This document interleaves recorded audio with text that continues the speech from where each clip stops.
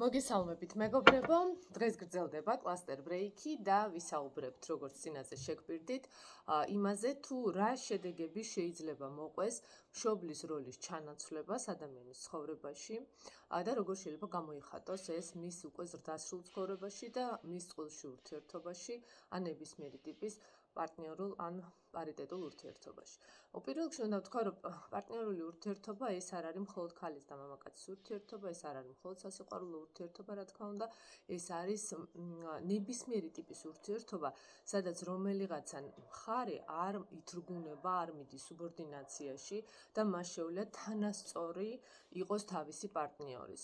ეს შესაძლებელია იყოს მათ შორის ურთიერთობა ხელმძღვანელსა და დაქვემდებარებულს შორის, იმიტომ რომ მიუხედავად იმისა, რომ მათ შორის არის იერარქია, ისინი არიან ემოციურად მაინც თანაბარი ადამიანები და ეს არ არის მშობლის და შვილის ურთიერთობა. კლასიკურად არაპარიტეტული ურთიერთობა ეს არის მშობლის და შვილის ურთიერთობა, ხოლო ნებისმიერი ზრდასრული ორი სუბიექტის ურთიერთობა ეს ყოველთვის უკვე პარიტეტული ურთიერთობებია. მიუხედავად იმისა, არის იქ სიყვარულის და ინტიმური ურთიერთობის ეპიზოდი და კომპონენტი თუ არა. მაშასე, ჩვენ წინაზე ვისაუბრეთ იმაზე, რომ თვითონ პარენტიფიკაცია, ანუ მშობლის როლის ჩანაცვლება, გარკვეულ სქემებს ტოვებს. ეს რამდენიმე სქემა არის და ერთ-ერთზე დღეს მინდა მოგითხრათ და პირველი ეს არის ის, რომ როდესაც რომელიღაცა მშობლის როლს ასრულებს შვილი, რეალურად ეს არის ტვირთი, რომლის აწევაც მას არ შეუძლია.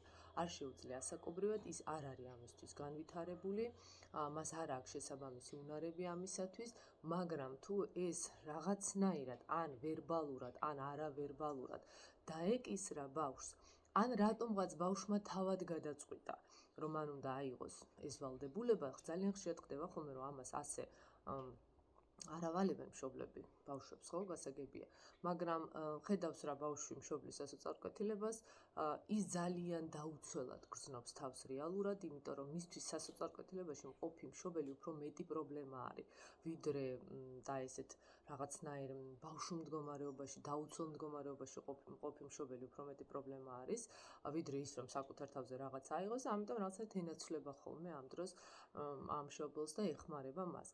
რამდენადაც ეს არის დიდი ტვირთი, აქ გვაქვს ხოლმე გარკვეული ეს ემოციური გადაღლის და აი იმისი განცდა, რომ ძალიან ზედმეტი არის მის ცხოვრებაში რაღაც. აი რაღაცა მართლა გეგონება ფიზიკურ ტვირთს ატარებენ ეს ბავშვები. უკვე ზრდასრულობაში გამოიხატება ხოლმე ეს, რა თქმა უნდა. ძალიან ხშირად ეს გამოიხატება იმაში, რომ მათ აღარ უნდათ ინტერპერსონალურ ურთიერთობაში შესვლა, ამას ყველანაირად ირიდებენ. ხშირად ესენი არიან ესეთი გაუთხოვარი ქალები, რომლებიც ცხოვრობენ თავის მშობლებთან და აი ამ ვალდებულებაში არიან მთელი ცხოვრება, ასევე დაუქორწინებიანი ბიჭები, რომლებიც ცხოვრობენ ასევე თავის დედასთან ან მამასთან და რეალურად ასრულებენ უკვე აი მათი პარტნიორის როლს მთელი ცხოვრება.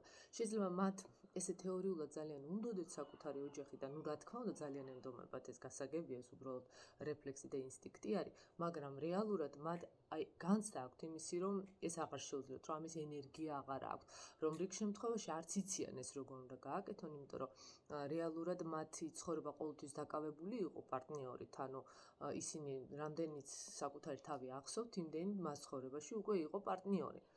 ეს იყო დედა, ან შეიძლება ყოფილიყო მამა. ამიტომ მათ განცდა იმისა, რომ ეხლა თუ შევლენ რაღაც ახალ ურთიერთობაში, უღალატებენ თავიანთ პარტნიორს, ხო? ეს განცდა არაცნობიერად ძალიან აქვთ. თითქოს ეს ადგილი უკვე დაკავებულია, თითქოს მათ უკვე ყავთ ცოლი ან ქმარი და რაღაცნაირად ვერც წარმოუდგენიათ ეს სხვანაირად როგორ უნდა იყოს.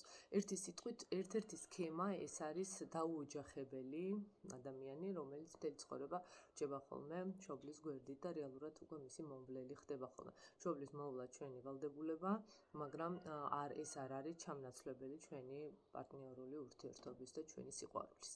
ასე რომ დაფიქრდით ამ სქემაზე, თუ აუცილებლად გეცნობათ ისეთი ადამიანები, რომლებიც არიან ამ სქემაში და იცოდეთ, რომ ეს არის პარენტიფიკაციის ერთ-ერთი სქემა. მე გემშვიდობებით, შემდეგ შეხვედრამდე.